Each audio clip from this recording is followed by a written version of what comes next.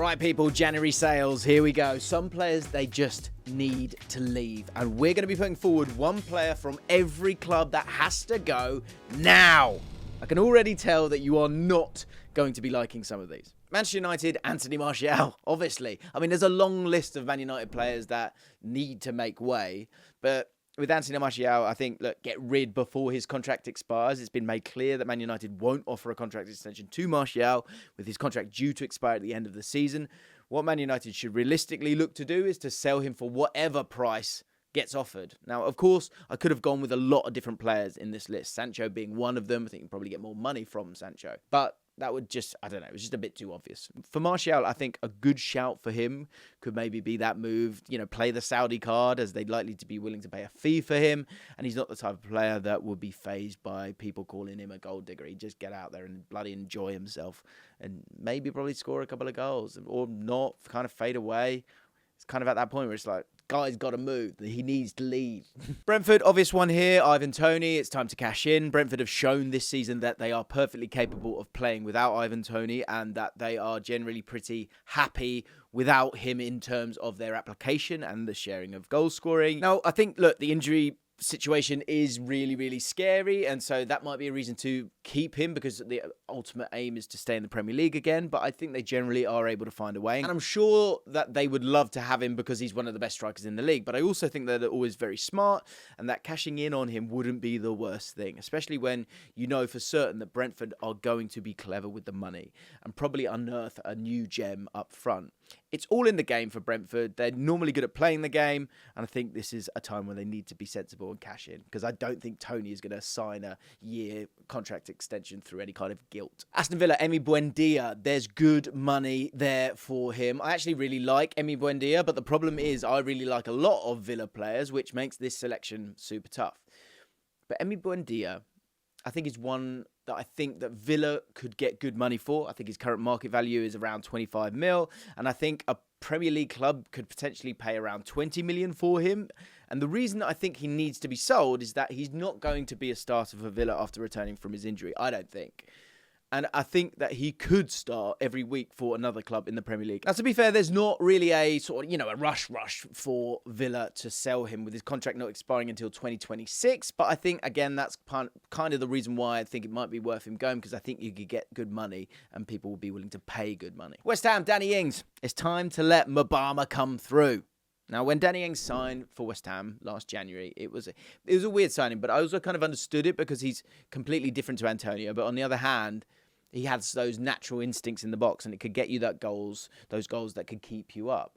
But he's never really hit the ground running for West Ham, and he's only scored twice in 27 Premier League matches. His contract doesn't expire until 2025 either, meaning there may be some value in him to another Premier League club, especially with the shortage of strikers out there right now. Crystal Palace, Naouirou Ahamada. Is he good enough? Now, when Palace signed Ahamada, I thought he was a very clever signing considering the numbers that he was putting up in Stuttgart. But the French midfielder hasn't started a Premier League match for Palace since signing last January. And I'm not sure that they're willing to be patient with him enough and allow him to develop. And having said that, I think that his stock in Germany may still be quite high and that they could get some decent money for him if a German club approached them.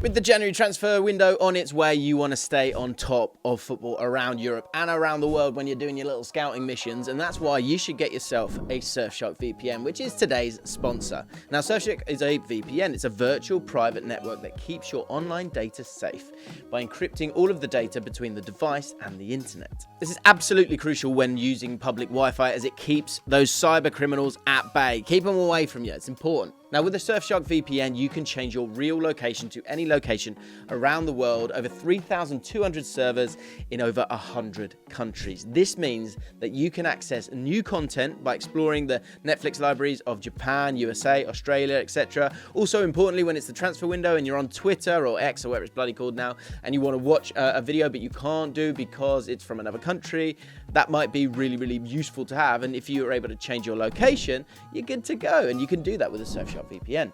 Also, if you're on holiday in the first few months of the year, you often can't watch your favourite sporting event, but with Surfshark, you can change your IP address very easily back to the UK, and then you can tuck into Sky Sports, TNT, BBC iPlayer, you name it. Masking your IP address, it's essential in becoming private online. A VPN ensures your city, country, and download history isn't linked to your identity. And Surfshark's clean web features blocks ads, phishing attempts, tracking, and malware, allowing you to surf the web safely. And the final thing that sets Surfshark apart and provides even more value is that you can use your Surfshark VPN on unlimited devices. So if you currently don't have a VPN, it just makes sense to have one to watch what you want, where you want to, safely. So take a look at the link in the description and get yourself an exclusive Surfshark holiday deal with your boy Jimbo. Enter the promo code Allcott, ALLCOTT, to get up to 6 additional months for free. That's www.surfshark.deals/Allcott. Surfshark offers a 30-day money-back guarantee, so there's no risk, so why not give Surfshark a go?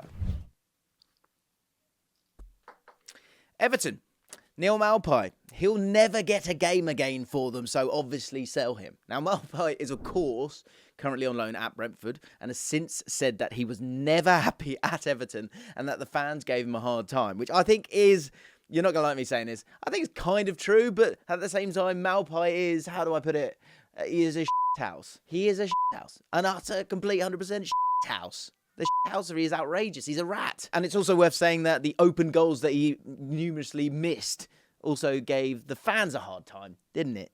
Didn't it, Neil? But Everton's recent form and way of playing revolves around having size in the team. So this likely means that there is no way back for Maupay at Everton, and even if he had the season of his life at Brentford this year, that's because he had a good time at Brentford previously, and that's the right place for him to be. He's never getting back into the Everton team. Everton could very likely sell him to a championship club, or Brentford might feel like bringing him in as that irritant/squad player. Can you tell I'm not a huge fan of his? Right, Fulham. Let's stay in West London. Adama Traore.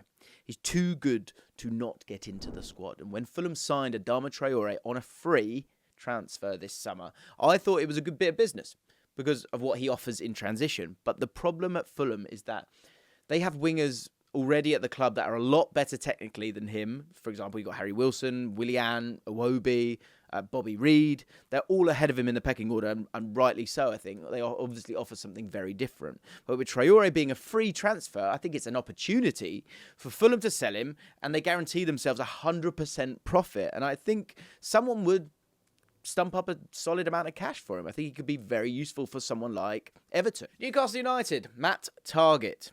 I know he's injured, but with everyone fit, I don't think Targett gets close to the starting 11, and he's only going to get further away from it. He's probably the 4th choice left back behind Dan Burn, Lewis Hall, and Tino Livramento at left back. Having said this, I think, look, he's 27 years old. He still has Premier League quality, and I think it's a matter of finding him the right club. You know, it's a matter of just like starting over and regaining the momentum for Matt Targett, in my opinion. And with him also being English, I think there's potential to get around 10 million for him. Liverpool, Kevin Kelleher. It's time to move on. Now, I know Liverpool fans they're not going to be ecstatic with this one, but answer me this. Who would you sell? Let me know in the comments down below. I made this decision when watching the Liverpool versus Fulham game, and I saw some mistakes from Kelleher that were, of course, poor, but I think that comes from not playing week in, week out, and a move away to play every week, I think it would eradicate that. I also must say that I think the Cow the Dragon shouts were just a little bit too far, albeit quite funny. Nottingham Forest, Nico Williams. Look, if you're not going to play him, sell him.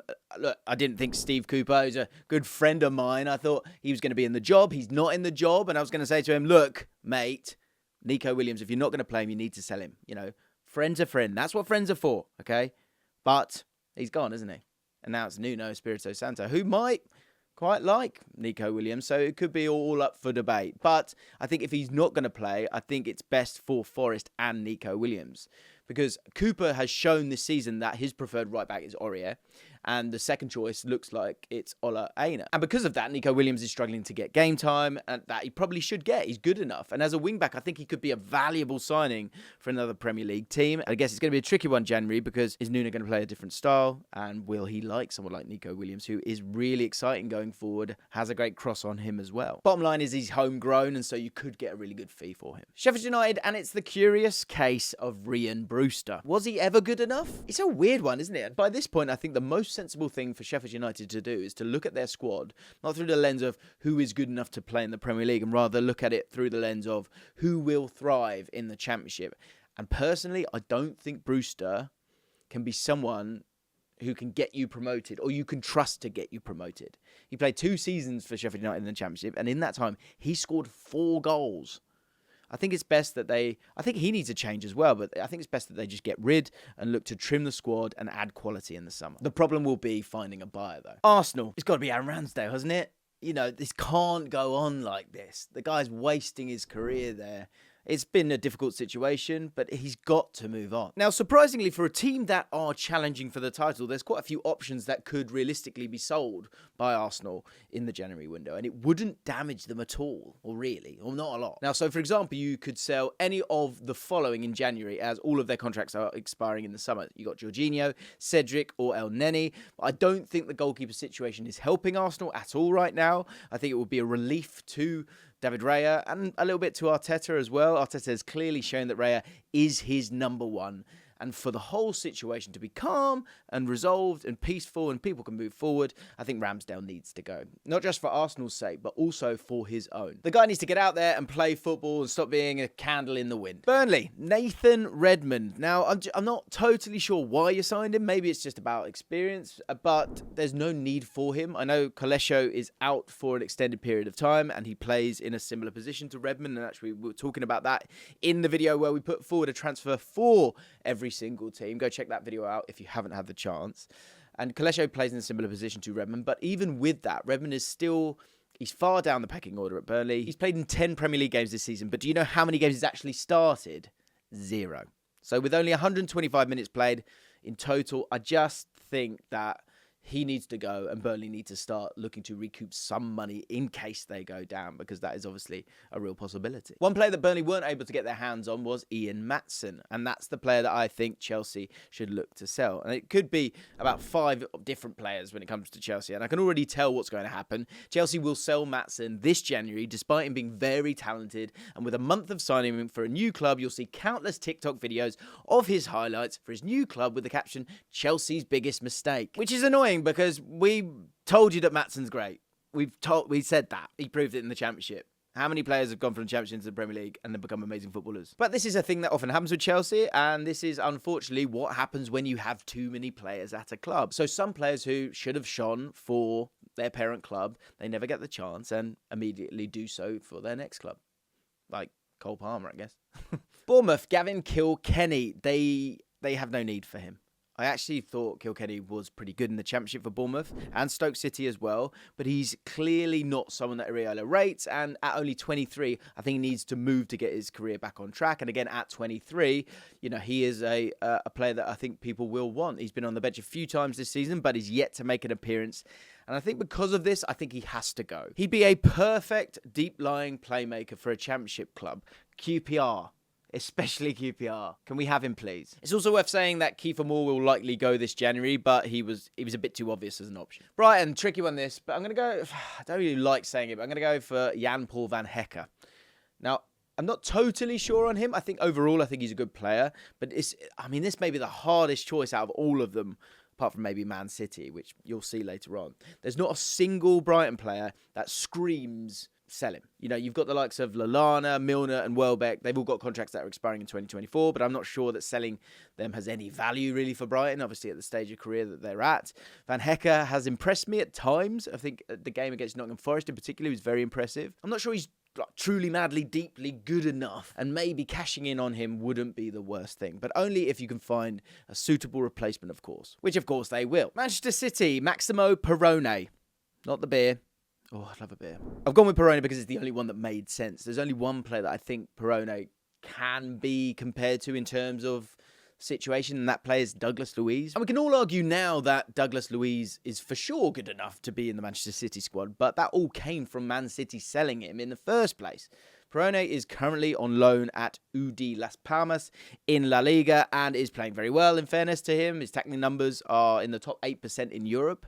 But my question around him is, how much do Man City actually rate him if they're willing to send him on loan? I think a permanent move away to a manager that's going to say to him, look, let me love you properly, not on loan, could be the best thing for Perrone. And then possibly a move back to Man City when he's ready, because they always chuck that in the contract, don't they? Wolves, Fabio Silva. Is it too late for this guy? I think Fabio Silva's £35 million move to Wolves from Porto may go down as one of the weirdest transfers of all time, especially when you consider he had only played 12 league games for Porto before the move. At the time, everyone was thinking that Wolves knew something that we didn't, but they clearly didn't know much at all. His contract expires in 2026, but I very much doubt that he will see out his full contract at Wolves, who need to recoup what they can from anyone they can, and they could on him. I mean, you're not getting 35 million. You might be able to get, I don't know, 15. Wolves fans, do you rate him? How much could you get for him? Let me know in the comments down below. Luton, Cauley Woodrow. I had to pick someone. Selling someone is never going to be high on the list of priorities for Luton, with a large part of their success being the squad cohesion and bond that they are clearly sharing this season. But if I had to pick one, I think it's got to be Cauley Woodrow. I think he can be a deadly championship striker on his day. And at 29, he could still be that for someone. But I also think that he's not quite good enough for the Premier League. He's only had 81 minutes played so far, and others are ahead of him in the pecking order, so I think it makes sense for him to move away. Tottenham, Bryan Hill. If Ange can't get a tune out of this guy, I don't think anyone's going to be able to, and overall, I just think he's lightweight.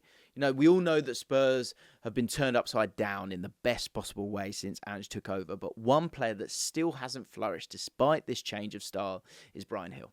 I think his biggest problem in the Premier League is that he lacks explosive pace. He is lightweight, and I think that means that he struggles in one-on-one situations. He loses the bulk of his duels. And because of this, I think his attributes would be far better suited to La Liga, where he thrived before. And I think there would be a few clubs in Spain that would certainly be interested in him.